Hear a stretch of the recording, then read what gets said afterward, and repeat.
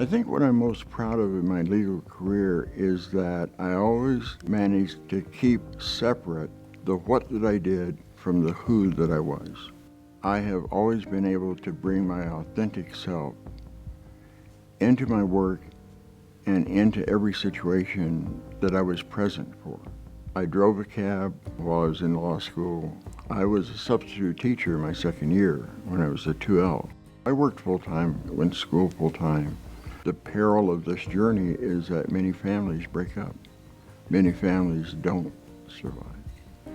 And to, I think, the credit of all of us in this process, we did survive. When you think of Skip Gray, you think of public employment and public service. He's dedicated his life, most of his professional life, to working for the City and County of Denver Attorney's Office. And then outside of that, he's served on so many boards, the ACLU board and other nonprofit boards that are too numerous to list. So when you think of Skip, you think of public service. He is such a unique person, and I'm not just talking about his signature cowboy hat and his bolo tie, but he is one of the most civic-minded people that I know. I've always been concerned about advancing the well-being of minorities, and so I've been in the business of thinking about and trying to do something about equity issues and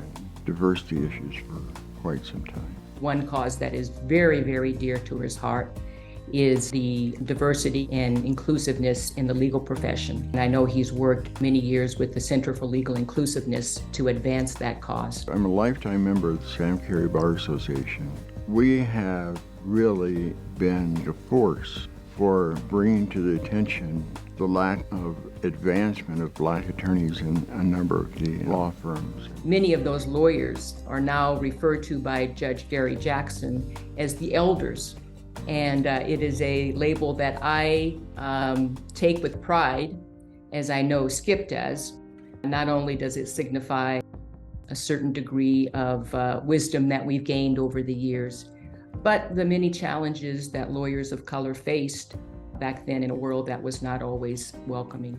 The way he talks about the Sturm College of Law and the pride that he exudes and the effort that he puts into making Sturm College of Law even better than it already is. I recommended him to serve on the Law School Alumni Council because I knew what his years at DU meant to him, and he was very excited about doing that, and I know he's been very active ever since. His work in the Alumni Council and serving as an officer and all of that shows his commitment. My motivation for giving back to the community are my parents. I mean, that's what they did. I'm happy to say that my mom was an activist throughout my life, as was my father. I'm their only natural son, but I have 22 brothers and sisters.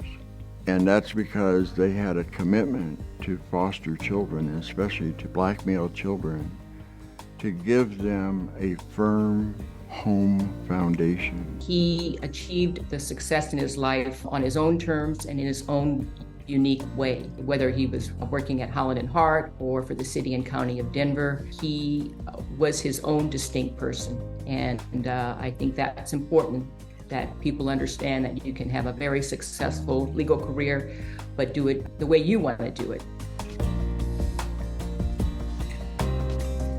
Besides the professionalism and ethics, I think his dedication to public service and public efforts is part of the definition of the McWilliams Award. He exemplifies what the McWilliams Award stands for. I'm shocked and pleased and thrilled.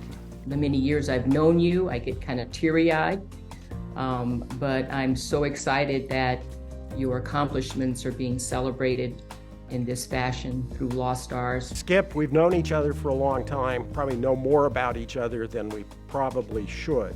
But when I heard that you had received the award, I was gladdened for the law school community, but mainly for you. It's long overdue, and to both you and Jan, congratulations, because I know without Jan, where would you be, man?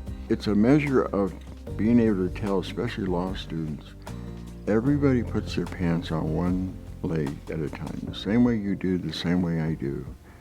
And the station and the title are just that, station and title. They don't necessarily tell you who the person is. Coming to that realization in time and in my life and being able to share that with others has really been a blessing.